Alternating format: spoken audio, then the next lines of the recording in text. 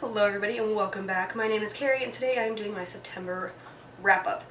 I apologize that I have not gotten this filmed and up yet. If you can tell, I got sick last week. So not this last Thursday as in 2 days ago, but 8 days ago, 9 days ago, whatever. And I did not have the energy to film anything on Sunday. And then on Wednesday, I still sounded like I had swallowed a frog. It didn't really interest me or motivate me to film my September wrap-up and TBR, or haul. So I didn't. Instead, I'm doing it this weekend, and then we'll go from there. So I read a lot of books in September. Also, if you haven't met Storygraph yet, what are you doing with your life? Because it's fantastic. I am loving using them as opposed to Goodreads. I'm using both right now because the majority of the community does still use Goodreads. However, Storygraph they're only in beta and they're 10 times better. Anyway, so I listen to a lot of these on audiobook because still working from home and I need noise that is, not children being human cannibals. But let's get into it. First couple are all Magic Tree House, which was Good Morning Gorillas, High Tide in Hawaii, Thanksgiving on Thursday, Christmas in Camelot, Stage Fright on a Summer Night. I think that's 5, so 25 to 29. Again, I enjoyed them. I think Stage Fright on a Summer Night was my least favorite because it was in Elizabethan times, and I'm, as you may be able to tell, very particular about my Elizabethan fiction. But it was still enjoyable. The Thanksgiving on Thursday was perpetuating an old myth that is, that our relations here with the indigenous population started out well. They didn't. We just came in, stole their food, and killed them. Don't get me wrong, I'm sure there were some nice, hi, how you doing, please help us moments, very quickly followed by genocide, which is not great for anybody. Particularly people being, killed. Anyway, like I said, I think they averaged about a 3-star. They're fun books, they're great for kids, they're great introductions to the topics. I do tend to lean towards they are simplistic even for the kids who they are targeted at whom they are targeted. Then I read The Insignificant Events in the Life of a Cactus by Dusty Bowling. This is, I'd say late elementary school, so maybe 9 or 10 level target, and it is about a young girl who's going to a new school and doesn't have any arms. She was born without them, she was adopted, and so she has this fantastic imagination and tells people different stories every time they ask, well, what happened to your arms? She never tells them the real story, which is just that she was born without them, or not until after she gets to tell them this fantastic whopper of a tale. And through the story, you watch her as she tries to figure out what's going on, because there's something going on in this new Western theme park-ish place that her dad now works. And she's trying to figure it out because she's curious. She makes friends with a boy who has Tourette's. I'm fairly certain. Disability rep in that book. Then I read The Great Alone by Kristen Hanna, which I think I gave it 2 stars.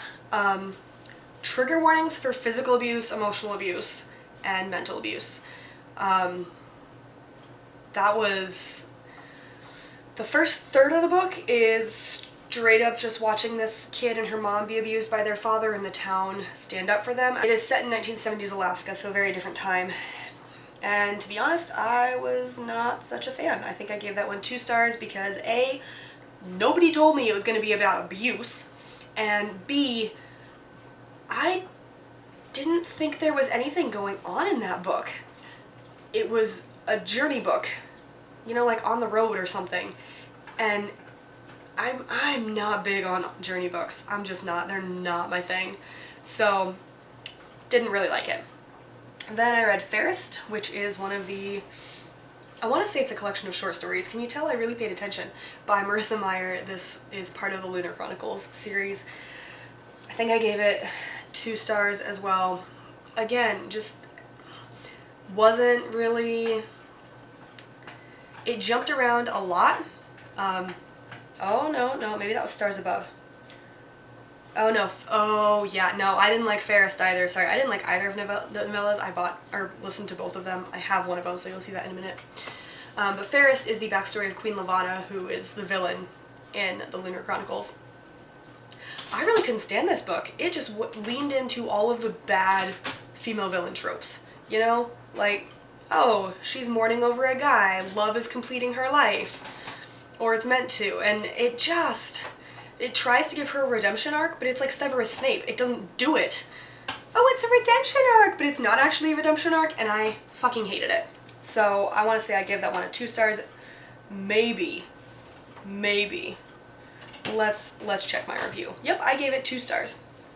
So, oh god, I don't want to delete it. That's not what I want to do. So that was very disappointing because I've heard a lot of people really like the novellas, but I just didn't think they were worth my time, which was, you know, super fun. Then, as we continue sliding down here, there's also, okay, there we go. I continued with reading the 39 Clues series, which I'm actually enjoying. So I read One False Note by Gordon Corman, The Sword Thief by Peter Lorenges, Beyond the Grave by Jude Watson,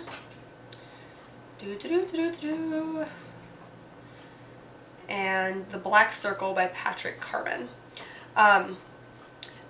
Those ranged between 3 and 4 stars, so average 3.5. I enjoy them. I love the little tidbits of history and different cultures that they have in them.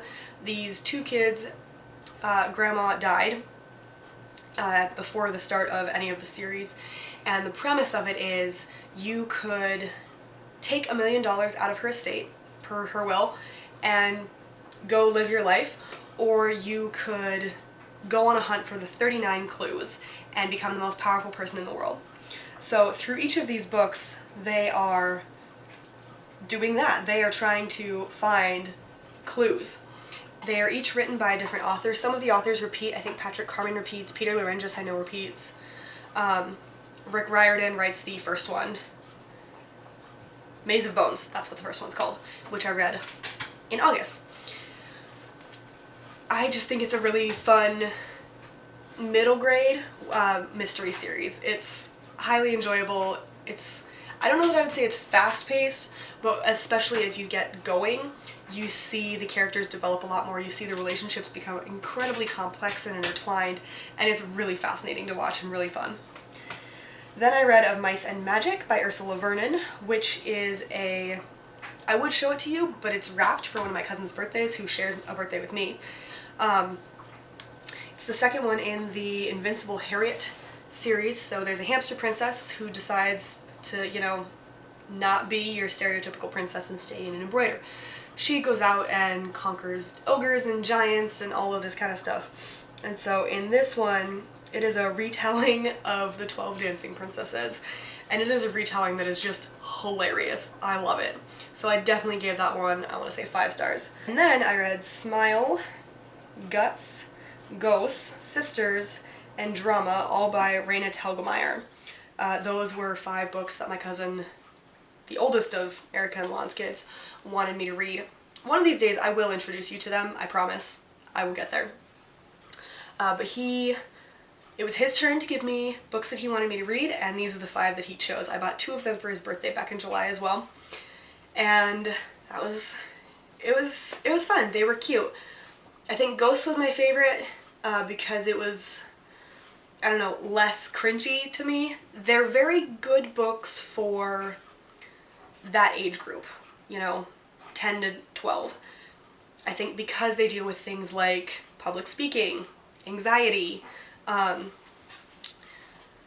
In Ghosts, the younger sister has whatever they have in 5 Feet Apart, where they like can't breathe and it doesn't get any better. She has that. The books have very diverse representation, which is lovely, and like I said, they're really fun. Some of them I didn't like as much. I think the first 2, just because they seem to focus a lot more on romance, and these kids are, I don't know, 13, 14. 13, 14 feels very young to me because I don't think you know what you're doing, and technically you can't go anywhere on your own anyway, so what's the point? Cute books. I didn't love that it focused on the romance in the first two, and I didn't love that it focused on, oh, well, I've got a crush on him, and now I've got a crush on him. Like, do people actually just fall in love with others willy-nilly? Because that's also not a thing I've ever experienced. Oops. I don't know. I don't care.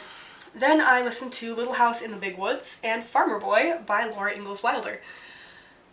I wasn't huge on the narrator of these books. I will say that. I will continue listening to them on audiobook because, as I've said before, I prefer keeping to one medium on a reread or a read. But overall, they're fun books. They're much simpler than I remembered them being, but they are still really fun books, and I did enjoy them. The last one that I listened to on audiobook was Matilda by Roald Dahl. I remember loving this book as a kid because it's just really fun, you know? She can pick up chalk with her mind and write with it. How awesome is that? It's actually a really slow book. It's still a fun book. I gave it 3 stars, but it is not what I remember, and to be honest, or maybe I gave it 4 stars. Nonetheless, again, fun book. I think it's really good in the sense of, hey, it's okay and awesome if you are brilliantly ahead of people your age. Everybody's different. They have different interests, they have different skills, they have different abilities, and that's fine. We need them. It was a lot slower than I remembered it, and so I didn't necessarily love that. The pacing felt very off to me. But those are all the books I listened to, so now let's get to the physical ones. Got 6 minutes, so here we go. 20th Wife by Indus and Andressa. Technically I finished this on October 1st, but I only had 30 pages left, so I'm counting it for September. Also because I did intend to finish it in September, but I don't remember what happened on the 30th, but we ended up going somewhere. So I didn't have time to finish it. But anyway, this is about Nur Jahan, who is Jahangir's wife, and he was the father, and she was the mother, of Shah Jahan, who built the Taj Mahal for Mumtaz Mahal, who was Shah Jahan's wife, who was also, oh god, Nur Jahan's niece. So there's a bit of incest going on in here, and I will say, trigger warning for miscarriage. There's not explicit scenes, but it is mentioned at least twice, and for at least a paragraph or 2 each time. So, content warning for miscarriage. But this was just beautifully evocative and descriptive and taught me so much about that family, and particularly Nur Jahan and Jahangir, that I didn't know. And I thought it was great. It is a beautiful, albeit sometimes brutal, love story that is just really fun. Then the other one in the Lunar Chronicles I read was Stars Above, which is the collection I was thinking Fairest was, by Marissa Meyer. This one I gave also a 2 stars. It flips around all the time. I don't care about what the stories are. I think there was one that I might have cared about, but I don't really remember anything about it except that there were stories and they flipped around, and I just got bored. Then I read Young Bess by Margaret Irwin, which was published in 1945, and so this has the, I guess, note in the front that says it was published according to wartime rations. And this is about Elizabeth I when she is about 15. Well, shit. Sorry, I collect agates because I live in Minnesota, and so we go and we get agates, and one of my bags just spilled all over, so now I have to go find those. Hubly. Anyway, about Elizabeth when she is young, it was definitely very slow paced. I enjoyed the fact that she used actual quotes as the dialogue. I think I gave it 3.5 because it's good. It was just very, very slow, and it did not play to the strengths of history in the sense of actually using the drama that there is. So it felt a little bit boring. Actually, pause while I pick up the rocks because otherwise I'm going to step on them. Okay, so we finished with Young Bess. And then I finished my listen to the Nevernight series. So I read God's Grave and Dark Dawn, following Mia Corvair as she attempts to get revenge on some of the most powerful men in the kingdom, which starts in the first book, Nevernight, with her going to a school for assassins. There are gladiators in God's Grave, and then we return more heavily to the world of assassins, but outside of the school in Dark Dawn. I love these books. I still have qualms about the ending of Dark Dawn. I get it, but I don't, and I can't decide. So, if you know what I'm talking about, let me know. If you follow me on Twitter, you can DM me, because I have so many thoughts, and they're all very muddled, and I don't know what to do. But I do still absolutely adore this series. It is so good, and I love it. Then I read By Slander's Tongue by Mercedes Lackey and Roberta Galis. This is also about Elizabeth I, because if you watched my September TBR, Renfest was cancelled, which was just the most depressing thing ever this year. I mean, I'm exaggerating a lot, but I was really looking forward to it, and they took it away, and now I was sad. But I decided I was going to read a lot of Renaissance Festival, or Renaissance timed things, hence Young Bess and the 20th Wife, because they were both around that time, and also hence this one. So this follows Elizabeth. She is 15, Henry is dead, and Edward has taken the throne. The Light Fae, or the Bright Fae, I guess, are trying to make sure Elizabeth survives Edward and Mary's reigns, so that she takes the throne, and then everything is glorious for them. The Dark Fae are trying to do the opposite, because they want Mary's reign to last forever, and then there's blood and suffering and burning. Sounds great, doesn't it? And yeah, I really liked this book. 4.5 stars. There is a romance in here where the age difference is severe, like between a fae and a child. Well, a teenager, but that doesn't really make it better. So I get where they're going with it, and I get that it makes sense in the plot, and even historically, contextually, it makes sense within the book. It is just uncomfortable to me, even trying to recall that they didn't live that long. I mean, not to their 80s, generally they died in their 50s. So 15 is more mature then than it is now, but it still feels very uncomfortable to me, and I know I hear myself trying to justify it, and I can't. So that was uncomfortable. But otherwise, I really liked the book. Finally read The Poppy War by R.F. Quang. This was fantastic. I buddy read this. Did I? No, I didn't. I think I've seen a lot of things about buddy reading, or just about the Poppy War in general, because the last one comes out next month, and I need to read the Dragon War oh my gosh, the Dragon Republic this month as well, so that I can read The Burning God when it comes out. But oh my stars in heaven, was this so good. Rin is from the south. She's got darker skin, she's from a poorer economic class, and she somehow passes the hardest test with the most amazing grades ever to get into the most prestigious military academy in this kingdom. It is very heavily drawn on Chinese history, including World War II era, which is the second Sino-Japanese War. But anyway, very heavily drawn on it, so it is brutal and gory and bloody and heartbreaking and infuriating all at the same time. This is not a light read. This is not something you go, oh, it's a bright summer day, I want something fun and happy. No, fuck no. Fuck that. No. This is something, it is gloomy and dark outside, and you go, I want something that's just gonna rip me into shreds and leave me lying bloody in the middle of the street. That's what this is. And boy, does it do it well. It is so good. I gave this 5 stars, no hesitation whatsoever. It's amazing. It also dealt with periods in a way that I loved. Nobody has done that before. And oh, thank you, finally. So the last one was An Unkindness of Ghosts by Rivers Solomon, and technically I think I read this towards the beginning of the month. But this is a science fiction set on a ship that is hurtling towards God knows where.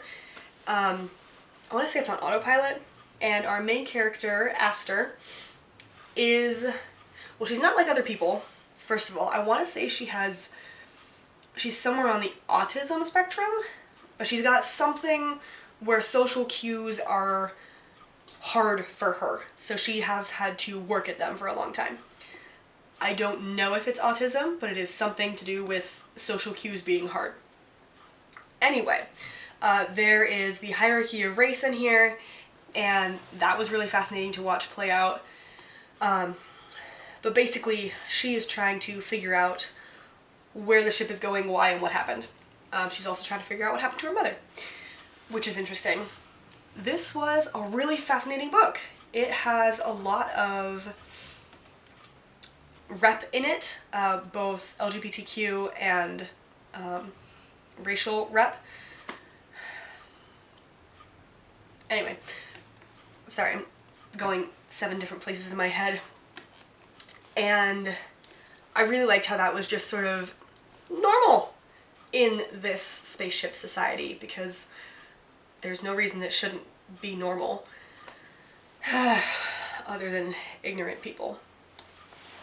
Overall, I really liked this book. I gave it a 4.5. I think it was a little bit hard to follow occasionally, but it did a great job with the science. It kept it simple enough that anybody can understand it, because if you know me through my videos or personally, you know that science is not really my thing. But even I can understand this, but it also gives it enough science that it actually feels realistic. So that was really nice as well. Alright, those are all the books I read in September. I know this video is long, I'm sorry, but I hope you enjoyed, and I will see you in my next video. Bye.